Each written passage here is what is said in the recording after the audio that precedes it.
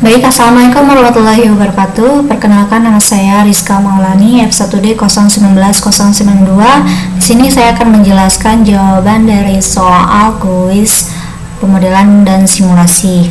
Baik, untuk yang pertama yaitu soal tentang pemrograman linier. Diketahui bahwa sebidang tanah seluas 30 meter persegi akan ditanami 50 pohon mangga dan jambu. Setiap satu pohon mangga membutuhkan tempat 1 meter persegi, sedangkan pohon jambu itu setengah meter persegi. Setelah 5 tahun, setiap pohon mangga menghasilkan Rp20.000, jambu Rp15.000 tiap pohonnya. Berapa perbanding terbaik agar mendapatkan panen dan untung yang maksimal? Setelah soal yang diketahui sebelumnya, kita dapat menentukan terlebih dahulu variabel apa saja yang dibutuhkan, yang mana X itu sama dengan pohon jambu, kemudian Y itu sama dengan X itu sama dengan pohon mangga dan Y itu pohon jambu. Kemudian yang kedua itu menentukan fungsi tujuan, yang mana itu untuk menentukan fungsi maksimal yang akan kita peroleh nantinya, yang mana f max-nya itu sama dengan 20x tambah 15y.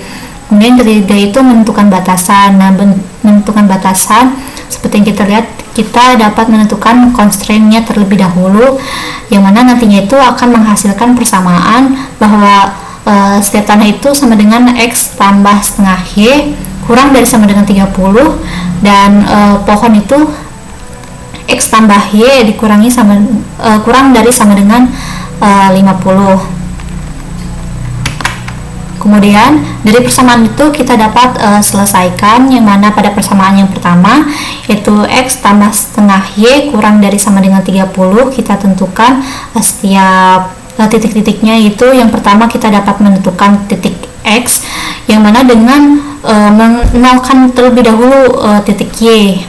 Jadi dapat diperoleh bahwa X sama dengan 30 dan titik potong yang pertama itu sama dengan 30,0. Yang kedua itu ada untuk menentukan titik Y. Untuk titik Y sama seperti sebelumnya, namun di sini X yang dinolkan, sehingga titik Y itu sama dengan 60 dan diperoleh titik potong yang keduanya itu 0,60.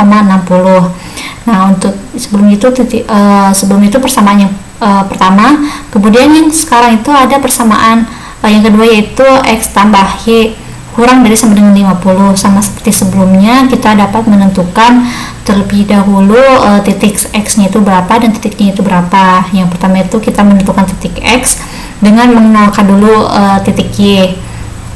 Diperoleh X sama dengan 50, sehingga titik potong yang ketiga itu 50,0. Nah, untuk yang kedua itu titik Y sama dengan 50, sehingga titik potong yang keempatnya itu 0,50. Setelah diketahui setiap titik potongnya, dapat kita tarik garis gitu seperti pada kurva di samping, yang mana pada persamaan yang pertama itu X tambah setengah Y kurang dari sama dengan 30, diperoleh titik potong pertama itu 30,0 di sini ya. Kemudian titik potong yang keduanya itu 0,60. Nah, di sini kita tarik garis sehingga dibentuk sebuah garis persamaan yang pertama. Nah, untuk garis persamaan yang kedua yaitu X tambah Y kurang dari sama dengan 50, diperoleh titik potong yang ketiga itu 50,0 di sini, dan titik potong yang keempat itu 0,50. Di sini kita tarik garis sehingga membentuk sebuah garis persamaan yang kedua. Setelah kita memperoleh kurva dan titik potong yang diketahui, kita dapat mengarsir daerah yang dapat kita tentukan untuk nanti kita memperoleh nilai maksimalnya. Nah, di sini kita dapat menentukan di daerah arsiran yang diperoleh untuk memperoleh nilai maksimal, yaitu dengan menentukan yaitu titik A itu pada sudut A itu kita menentukan titik 0,0 di sini. Kemudian untuk sudut B-nya itu di sini ya 30,0. Nah, untuk sudut C-nya itu merupakan titik perpotongan garis dari persamaan 1 dan 2, yaitu perpotongan garis 1 dan garis 2. Nah, untuk menentukan berapa titik setiap titik yang diperolehnya itu dengan melakukan penyelesaian persamaan dari X tambah setengah Y sama dengan 30 dan X tambah Y sama dengan 50. Nah, setelah kita menyelesaikan persamaan tersebut, diperoleh bahwa titik Y itu sama dengan 40 dan titik X nya itu 10. Maka dapat kita tentukan bahwa nilai perpotongan ini adalah 10,40 untuk sudut C di sini. Nah, untuk sudut titik D nya itu adalah 0,50 di sini. Nah, setelah diketahui titik-titik sebelumnya, dapat kita melakukan penyelesaian dengan memasukkan dalam persamaan. Nah, untuk persamaan yang sebelumnya kita telah tentukan, yaitu persamaan maksimal, yang mana F itu sama dengan 20X tambah 15Y. Nah, kita masukkan ke dalam persamaan setiap titik-titik setiap sudutnya itu. Nah, untuk sudut A itu titik 0,0. Nah, untuk titik 0,0 nya itu kita masukkan ke dalam persamaan sebelumnya, yaitu sehingga diperoleh bahwa sudut A nya itu sama dengan 0. Nah, untuk sudut B itu 30,0 dimasukkan ke dalam persamaan maksimum sehingga diperoleh 600. Untuk sudut C itu dengan titik 10,40 dimasukkan ke dalam persamaan, yaitu 20 kali 10 tambah 15 kali 40 sama dengan 800. Nah, untuk sudut D itu 0,50 dimasukkan ke dalam persamaan, itu sama dengan 750. Nah, setelah diketahui hasil dari setiap persamaan, kita dapat melihat nilai yang paling besar dalam persamaan tersebut. Nah, diketahui bahwa nilai paling besar itu dari sudut C dengan titik 10,40, yang mana berarti yang memenuhi syarat untuk maksimum itu yaitu sudut C dengan titik 10,40, sehingga diperoleh bahwa X itu sama dengan 10 mangga, Y itu sama dengan 40 jambu, dan diperoleh hasilnya itu sama dengan 800. Baik, selanjutnya itu nomor 2. Nomor itu adalah pemrograman dinamik. Diketahui soal berbasis pendekatan solusi, setiap tahap sudah memiliki solusi atau iterasi terbaik. Mungkinkah akan mendapatkan lebih apabila saat ini keuntungan maksimum 20 juta dengan menempatkan 3 sales di utara. Nah, kita dapat lihat di sini tuh ada kombinasi 3 karyawan, yang mana ketika tidak ada karyawan atau 0 karyawan itu di utara itu menghasilkan penjualan itu sebesar 0 juta, kemudian timur itu 0 juta, dan di selatan itu 2 juta. Ketika ada 1 karyawan di daerah utara itu menghasilkan 7 juta, daerah timur 9 juta, dan daerah selatan itu 6 juta. Ketika ada 2 karyawan di utara itu menghasilkan 12 juta, di timur 15 juta, di selatan itu 10 juta. Kemudian ketika ada 3 karyawan di utara itu menghasilkan 20 juta, daerah timur 18 juta, dan di selatan itu 16 juta. Nah, untuk yang pertama kita alokasikan ke daerah selatan. Nah, sebenarnya kita ketahui ada 3 kombinasi karyawan, yang mana ada 0, 1, 2, 3. Nah, 0 kita di daerah selatan itu dengan kombinasi 0, maka tingkat penjualannya itu sebesar 2 juta, seperti yang kita lihat sebelumnya, itu bahwa 0 karyawan itu di daerah selatan itu menghasilkan 2 juta.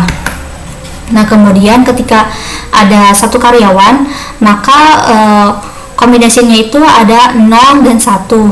Nah, 0 kan sebelumnya bahwa kita lihat di selatan itu 2 juta, sementara di ketahui 1 karyawan itu maka hasilnya itu 6 juta, seperti sebelumnya ya. Di sini bahwa ketika ada 1 karyawan maka akan menghasilkan 6 juta.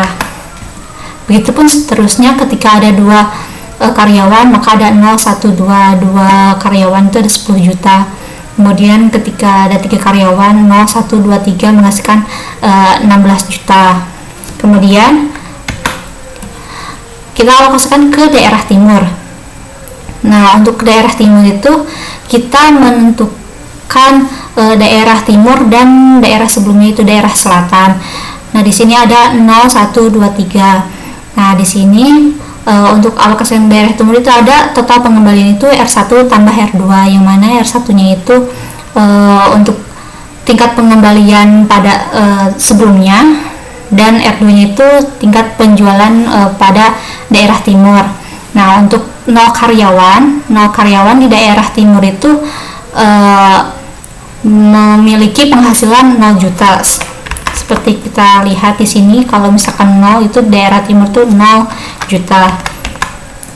Nah, kemudian ketika di daerah selatan itu ketika 0 karyawan itu memiliki 2 juta, sehingga untuk total pengembalian itu R1 tambah R2. R1 nya itu diketahui bahwa 2 juta, R2 nya itu 0, maka ditambahkan sehingga memiliki total pengembaliannya itu sama dengan 2 juta. Nah, untuk karyawan yang memiliki ketika diketahui memiliki 1 karyawan, maka untuk daerah timur itu 0 karyawan itu 0 juta. Sementara untuk kombinasinya itu sama dengan 0, 1 dan 1, 0. Jadi 0 karyawan di daerah timur dan 1 karyawan di daerah selatan. Nah, di sini satu karyawan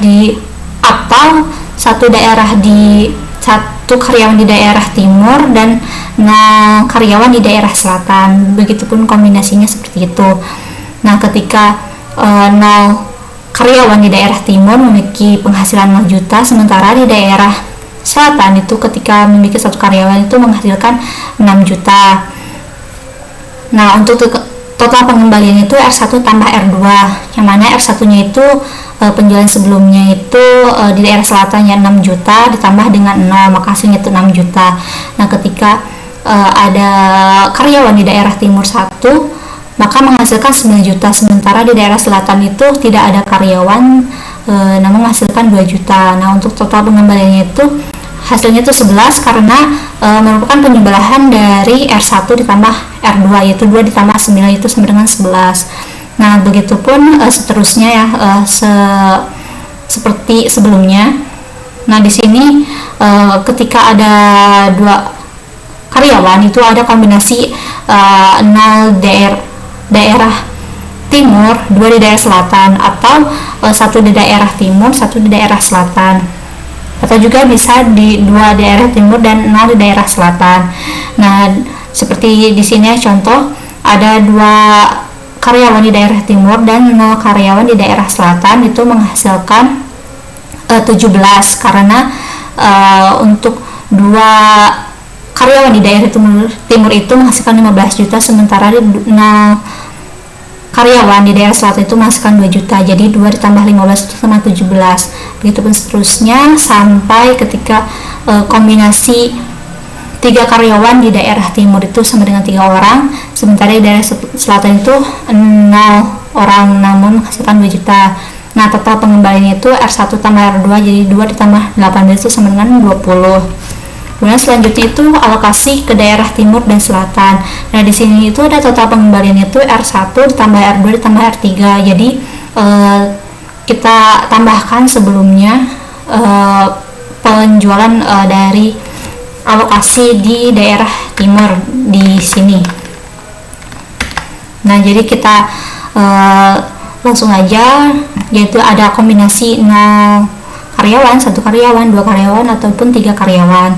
Nah, ketika ada 0 karyawan di daerah utara itu 0 karyawan itu dapat menghasilkan penghasilan sebesar 0 juta. Sementara untuk di sini adalah untuk S2 nya itu 0, maka untuk tingkat pengembalian itu R1 tambah R2, jadi hasilnya itu 2 juta. Nah, untuk total pengembalian itu R1 tambah R2 tambah R3, jadi 2 juta ditambah 0 sama dengan 2 juta. Nah, untuk karyawannya 1 itu ada kombinasi 1 di utara dan 0 1 dan 0 1 atau 1 0. Nah, di sini tuh jadi ada di daerah utara 0, di daerah timur dan selatan 1. Jadi di daerah ini tuh kita ambil dari sini ya, dari sini itu ketika ada 1 maka total pengembaliannya itu 11 di sini. Nah, jadi di sini jadi 11. Nah, total pengembaliannya itu 11 ditambah dengan 0, maka hasilnya 11. Nah, ketika daerah utara itu menghasilkan, ketika ada satu karyawan menghasilkan 7 juta, sementara di untuk daerah selatan itu ketika hasilnya 0, maka hasilnya itu 2 juta. Total pengembaliannya itu 2 ditambah 7 dengan 9. Begitupun seterusnya hingga ketika ada 3 karyawan. Nah, setelah itu kita lihat nilai yang paling besar pada total pengembaliannya. Nah, di sini kita dapat lihat untuk nilai yang paling besarnya itu ada di 24, yang menghasilkan 24 juta dengan 3 karyawan, yaitu 1 karyawan di utara, kemudian 2 karyawan timur dan selatan. Nah, dapat kita simpulkannya di sini untuk daerah selatan itu tenaga penjualnya atau karyawan itu berjumlah 0, menghasilkan 2 juta. Sementara untuk daerah timur itu 2 karyawan 15 juta. Untuk daerah utara itu ada 1 karyawan itu sebesar 7 juta. Nah, ditotalkan bahwa karyawan itu berjumlah 3 orang namun menghasilkan 24 juta. Begitu. Nah, kemudian ada soal nomor 3. Soal nomor 3 itu teorema Bayesian. Diketahui sebuah soal, yaitu sebuah perusahaan memiliki 3 buah mesin A, B, C yang memproduksi sebuah produk makanan. Mesin tersebut berturut-turut memproduksi makanan. Pada mesin A itu 60%, mesin B 30%, dan mesin C itu 10%. Dari banyak unit produk makanan yang diproduksi, masing-masing mesin memiliki potensi kerusakan produk yang dihasilkan adalah untuk mesin A itu 20%, mesin B 30%, dan mesin C itu 40%. Ketika satu unit sampel rusak diambil secara acak, hitunglah probabilitas bahwa unit tersebut berasal dari mesin C atau dapat diasumsikan PCR. Nah, dari soal tersebut kita dapat menentukan terlebih dahulu ya peluang persentase produksi dari setiap mesin. Dari mesin A itu peluangnya itu ada 60% atau 0,6. Untuk mesin B itu ada 30%, yaitu 0,3. Untuk mesin C itu adalah 10% atau 0,1. Nah, setelah ditentukan peluang persentase produksi, kita dapat menentukan peluang persentase kerusakan dari setiap mesin. Nah, dari peluang rusaknya mesin dari mesin 1 itu mesin A itu 2% sama dengan 0,02. Untuk rusaknya mesin B itu ada 3% atau 0,03. Kemudian ada rusaknya mesin C yaitu sama dengan 4%, sama dengan 0,04. Nah, setelah diketahui peluang persentase produksi dan peluang persentase kerusakan dari mesin, kita dapat menentukan langsung probabilitas unit yang rusak dari mesin C. Nah, diketahui bahwa PCR itu sama dengan peluang dari mesin C dikali dengan peluang rusaknya dari mesin C dibagi dengan jumlah dari setiap peluang dari persentase produksi setiap mesin dikali dengan peluang persentase kerusakan dari mesin, yang mana itu peluang A dikali dengan peluang rusaknya mesin A ditambah peluang mesin B dikali dengan peluangnya rusaknya mesin B ditambah dengan peluang mesin C dikali dengan peluang rusaknya mesin C. Nah, diketahui bahwa peluang mesin C itu adalah sama dengan 0,1 dikali dengan peluang rusaknya mesin C itu sama dengan 0,02. Rusaknya mesin C itu 0,04. Jadi 0,1 dikali 0,4 sama dengan 0,04.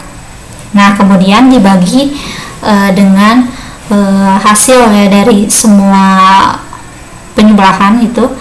Jadi dari mesin A itu 0,6 dikali 0,02 ditambah dengan 0,3 dikali 0,03 ditambah dengan 0,1 dikali 0,01 dikali 0,04 sama dengan 0,025.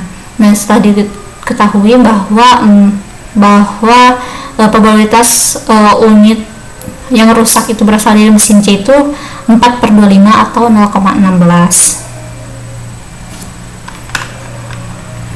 selanjutnya itu soal nomor 4 itu regresi dan korelasi. Regresi itu kita dapat mengetahui hubungan antar variabel, sementara korelasi itu kita dapat mengetahui seberapa kuatnya hubungan antar variabel. Nah, yang pertama itu kita dapat menghitung regresi. Nah, diketahui bahwa terdapat 8 karyawan dengan memiliki masing-masing skor tes dan hasil pekerjaan. Nah, kita dapat mengetahui hubungan antara skor tes dengan hasil pekerjaan. Baik, yang pertama itu kita menentukan terlebih dahulu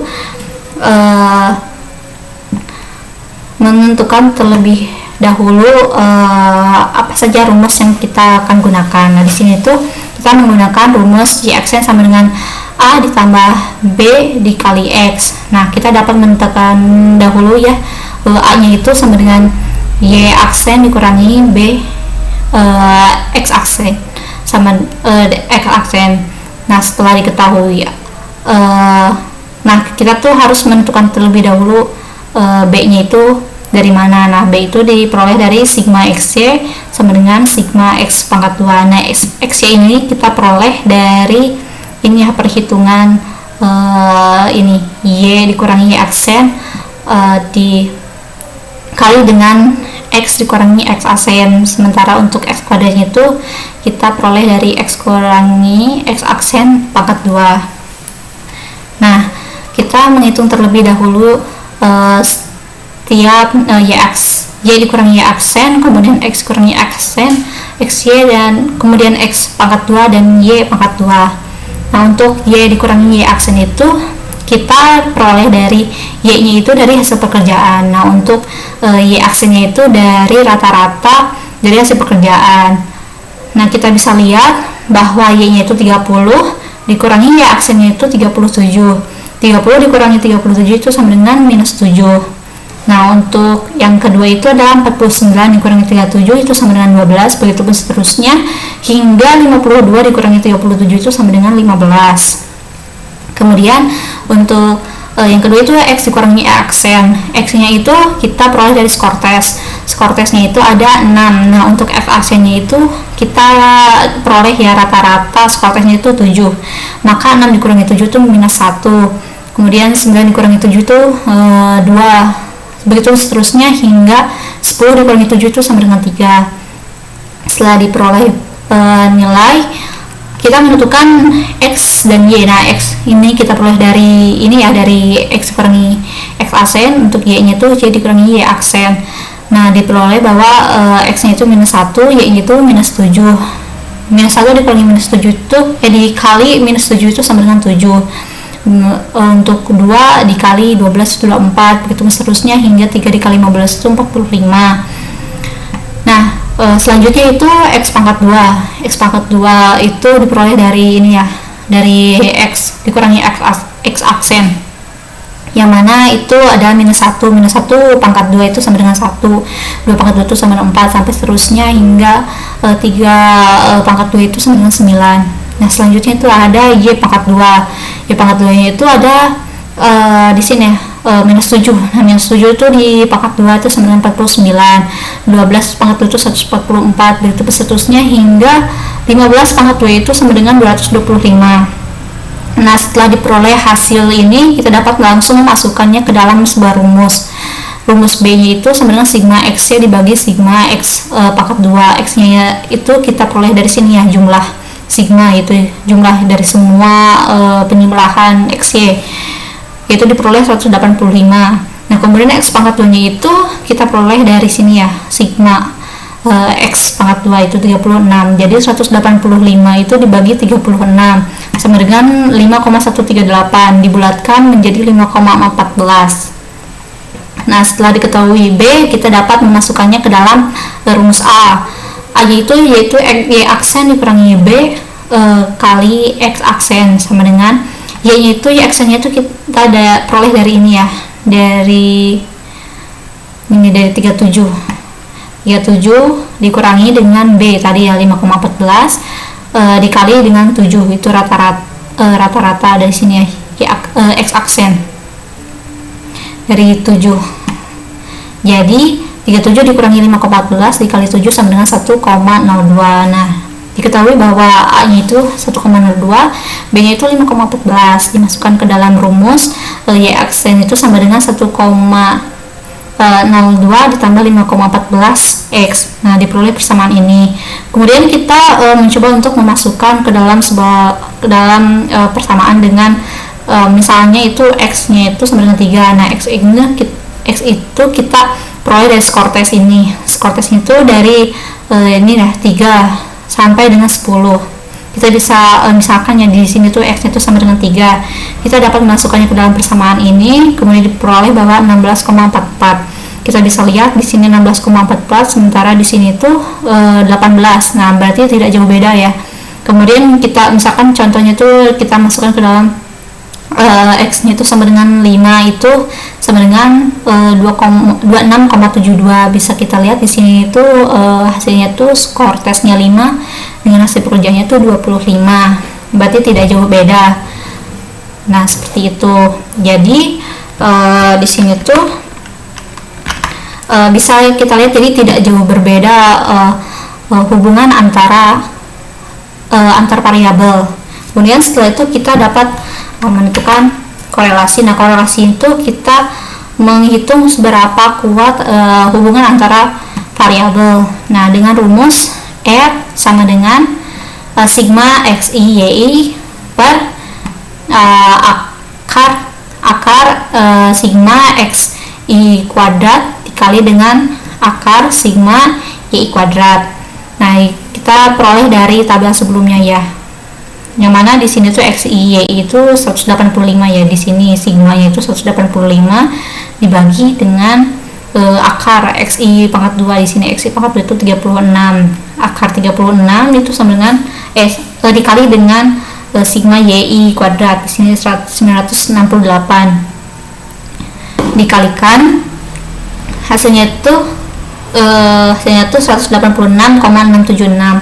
Nah, di 185 dibagi 186,676 itu sama dengan 0,99. Maka dapat kita simpulkan bahwa korelasinya itu kuat. Jadi semakin tinggi nilai skor tes, maka semakin tinggi juga hasil pekerjaan yang diperoleh. Selanjutnya itu nomor 6 itu Fuzzy AHP. Dengan soal itu menentukan wilayah mana yang akan dibangun jalannya apabila diketahui beberapa kriteria ya. Yang mana satu itu peluang UMKM 2 kali lebih penting dari peluang investasi. Kemudian ada peluang investasi itu 3 kali lebih penting dari jumlah rumah di daerah tersebut. Kemudian peluang UMKM 4 kali lebih penting dari jumlah rumah di daerah tersebut. Nah, kita lebih gampang kita masukkan ke dalam sebuah tabel. Yang mana di sini tuh ada peluang investasi terhadap peluang investasi itu 1 ya. Kemudian peluang investasi terhadap peluang UMKM itu 1/2. Nah, di sini 1/2 sama dengan 0,5 dalam desimal. Kemudian peluang investasinya itu terhadap jumlah rumahnya itu 3. Begitu seterusnya hingga jumlah rumah dengan jumlah rumahnya itu 1. Selanjutnya setelah diketahui pecahan dari yang kita tentukan sebelumnya, kita melakukan kuadrat matriks berpasangan dengan mengalihkan tadi ya matriks dengan matriks. Jadi kita mengalihkan horizontal dengan vertikal di sini dengan nilainya sendiri gitu. Jadi di sini tuh kita mengalihkan 1 kali 1 ditambah dengan 0,5 dikali 2 ditambah 3,0 dikali 0,33, hasilnya itu 2,99. Nah, begitu pun seterusnya dikalikan hingga baris 3 dikalikan dengan kolom 3 itu hasilnya itu 2,99. Nah, setelah dilakukan kuadrat matriks berpasangan, kita menentukan eigenvektor yang pertama. Nah, eigenvektornya itu kita terlebih dahulu menjumlahkan setiap baris dari setiap matriks yang kita peroleh sebelumnya, yaitu kita tambahkan ya, tadi 2,99 ditambah 1,75 ditambah 8,00. Begitupun ini 5,32 ditambah 3 ditambah 14. Kemudian baris ketiga 1,16 dikali 0,67 dikali 2,99. Nah, ditambahkan ya setiap barisnya. Nah, setelah setiap barisnya itu ditambahkan, kita totalkan setiap barisnya. Setelah ditotalkan, kita tentukan kita membagi setiap baris itu dengan total yang diperoleh. Jadi 12,74 dibagi 39,875. Nah, hasilnya itu kita dapat memperoleh eigenvektor yang pertama. Setelah menentukan eigenvektor yang pertama, di sini ya, ini hasil ini. Kemudian kita menentukan eigenvektor yang kedua. Nah, eigenvektor yang kedua itu kita mengkalikan ini ya, kolom kedua sama kolom ketiga. Nah, kolom kedua dan kolom ketiga dari hasil dari kuadrat matriks berpasangan. Kita menjumlahkan, kita kalikan dengan hasil dari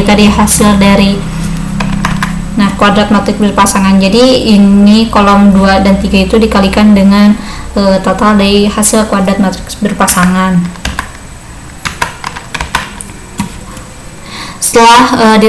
Setelah ditemukan hasil dari perkalian tersebut, kita langsung menjumlahkan setiap barisnya, setiap baris matriks yang diselesaikan sebelumnya.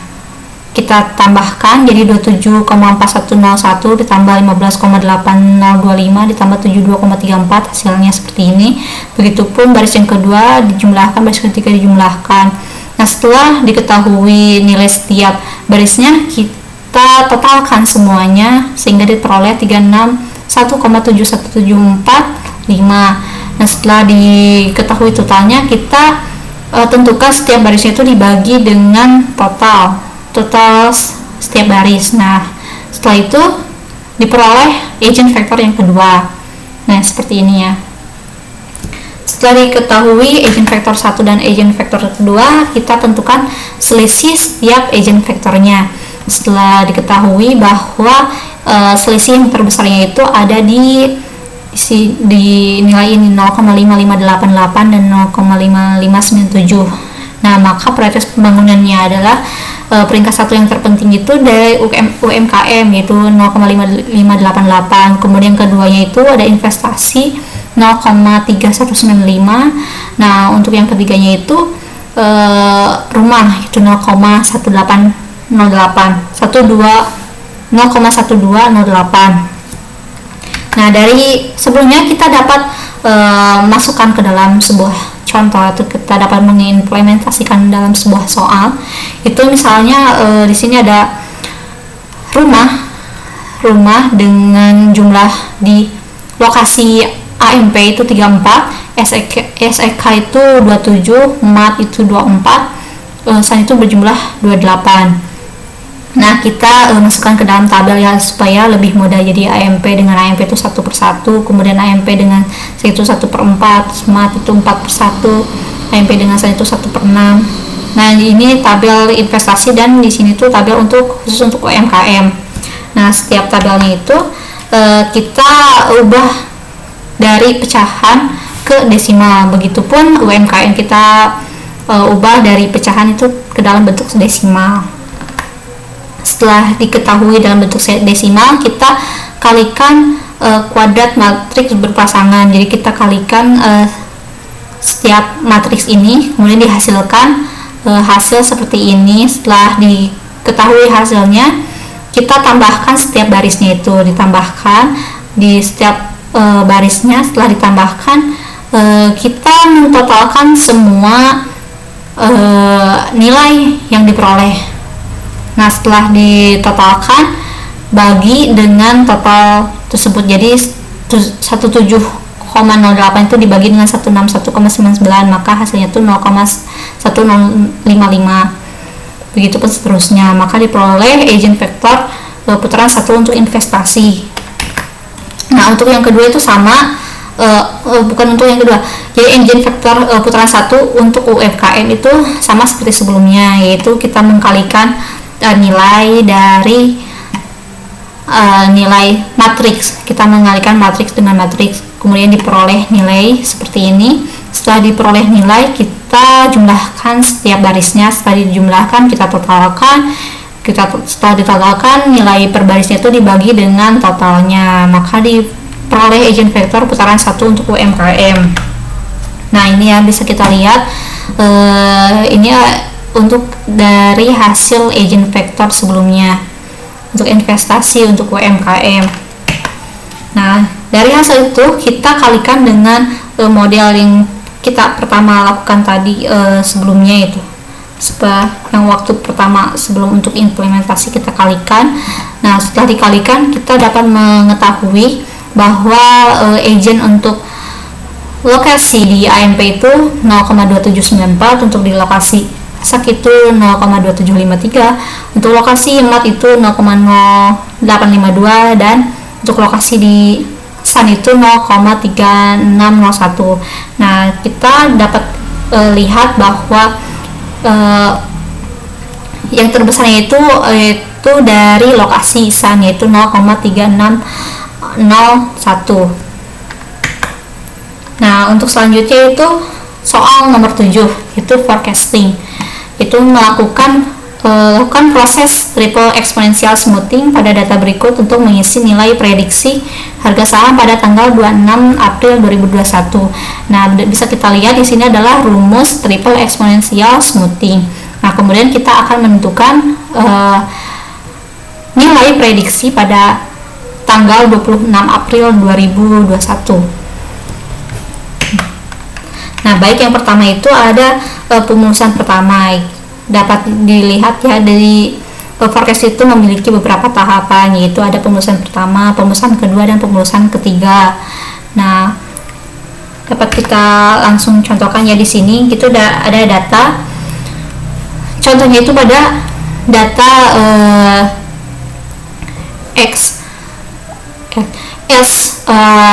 aksen itu diperoleh dari 0,15 dikali dengan C4, yang mana C4 itu X sebelumnya ya, dari nilai sebelumnya itu 6,001 ditambah dengan 0,85. Nah, 0,85 itu hasil dari 1 dikurangi 0,15. Nah, 0,15 itu A, 0,85 itu B. Jadi alfa sama beta. Untuk alfanya itu kita bebas ya, itu bisa kita pilih sendiri. Nah, untuk ini tuh kita kurangi ya, dari 1 dikurangi dengan 0,15 jadi 0,85. Jadi di sini tuh hasilnya diperoleh dari 0,15 dikali dengan X atau nilai sebelumnya ditambah dengan 0,85 dikali dengan X aksen sebelumnya.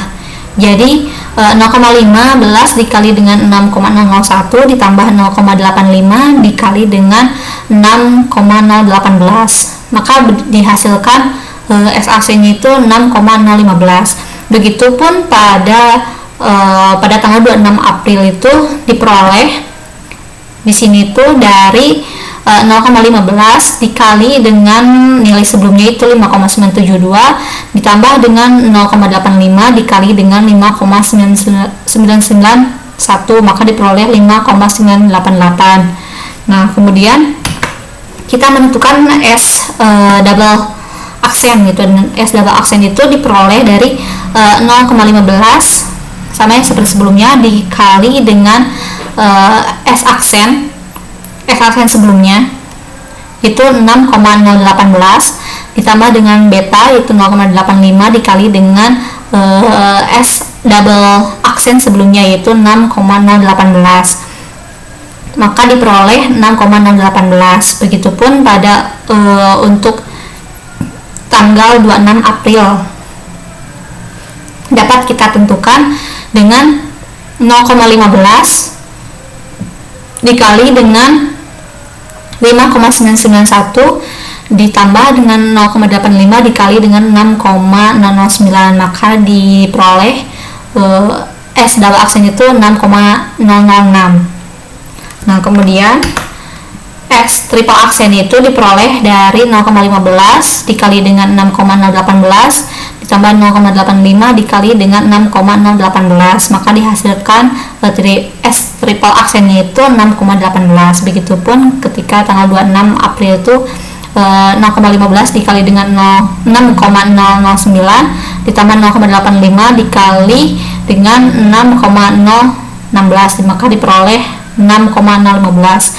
Nah, selanjutnya itu ada nilai A. Nah, nilai A itu diperoleh dari ini yang bisa dilihat itu rumus dari Excelnya. Kemudian untuk nilai B-nya juga sama seperti ini, kemudian nilai C-nya. Nah, sehingga diperoleh dari hasil itu 5,9531. Nah, ini tuh nilainya tidak jauh berbeda ya. Jadi hampir detail, hampir teliti untuk triple